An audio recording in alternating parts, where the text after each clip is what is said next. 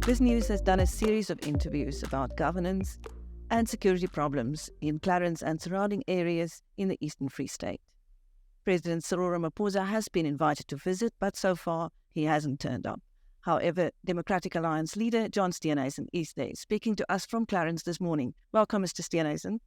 Good morning to you and good morning to everybody watching. Great to be with BizNews again. Please tell us about your engagement with people on the ground. Yeah, it's been a very, very interesting trip to the Free State. Obviously, there's a lot of things that are in a massive state, roads, infrastructure, water, sanitation, and electricity infrastructure that have really started to collapse in a spectacular fashion. And it's causing obviously huge hardship for both businesses and economic growth in the area. But as heartbreaking as it has been, it has also been absolutely inspiring to see how communities are stepping in where government has retreated. Yesterday in Frankfurt, being able to sit with rural Free State who have been able to electrify with private infrastructure a town and are able to provide electricity. And yesterday I saw what I think is the solution to our energy crisis: green energy, but community-owned, community-operated, and the infrastructure belonging ultimately to the community. And this is how we're going to resolve the electricity crisis. Absolutely awe-inspiring to see the work that was done there. And then secondly, to see as well where the SAPS have failed to keep farmers safe on their farms, but also to protect livestock and the lives and livelihoods of farmers and farm workers. Again, the community have stepped in the Bethlehem control room, which is keeping this community safe. Again, a 100% community initiative. And I think this is going to be the key to unlocking how we save South Africa ultimately. And that is by ensuring that we all pitch in and do the things that government is not doing and take power back for communities away from government. And where are you off to today? Well, today I'm going to Kwakwa and Puttajahaba to obviously go and have a look at what's going on there. I want to go and visit the industrial parks where government has spent huge amounts of money in infrastructure investment, but in completely the wrong place, and with an inability to be able to provide services out there. So these huge investments are now lying completely dormant and essentially just large pieces of land fenced off. And obviously to go and speak to some of those communities around there who were promised a great deal, but have really been delivered nothing other than a short end of the stick. May I then ask you what your hopes are for the upcoming convention of coalition leaders? Well, I think that certainly being on the road here has just proven once again how important it is that we get a new government in place. This government has left far too many people behind and is serving itself rather than the people of the country. My hope is that we can put aside petty differences, we can leave egos at the door and come up with a blueprint that's going to show us how to build a new majority in South Africa, so we can get South Africa off this terrible low growth, high debt, high unemployment trajectory and onto a trajectory of hope, prosperity and opportunity for more and more South Africans.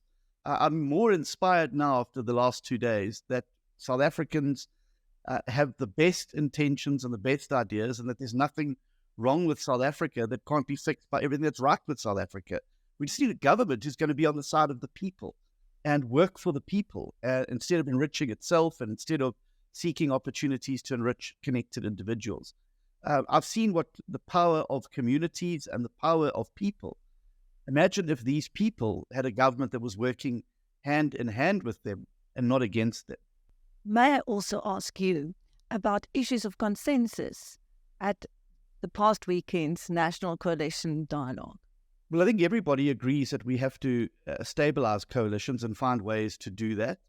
That coalitions are going to be with us for certainly the short and medium term in South African politics, and we're going to have to learn how to navigate them. We obviously can't end up with situations where large parts of government are paralyzed because of poorly crafted or messy coalitions that are standing in the way of service delivery.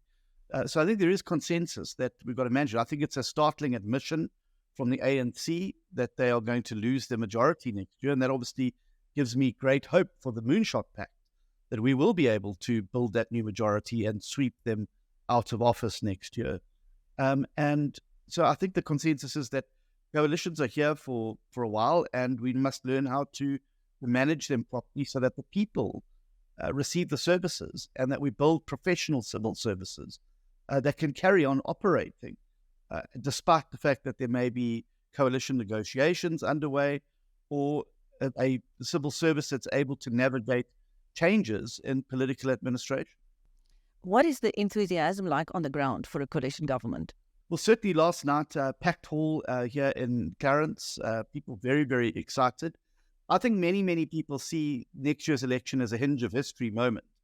I think there's a lot of investors internationally and locally that are watching the election very, very carefully, and it will be the determination about how they choose to invest, or whether they choose to stay invested in South Africa after next year's election.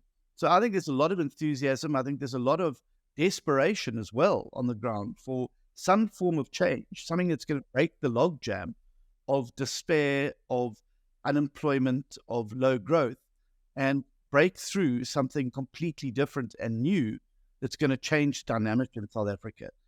So I see people who are desperate. I also see people who are very, very hopeful that things can come right. And that's why there's so much riding now on the moonshot path, not to damage that hope, but to kindle that hope, so that we can excite people to register, and importantly, excite them to vote next year, and show them that for the first time in 30 years, their vote's really going to count. Indeed. Thank you. That was Democratic Alliance leader John Steenhuisen speaking to BizNews about an inspiring visit to the Free State. Thank you.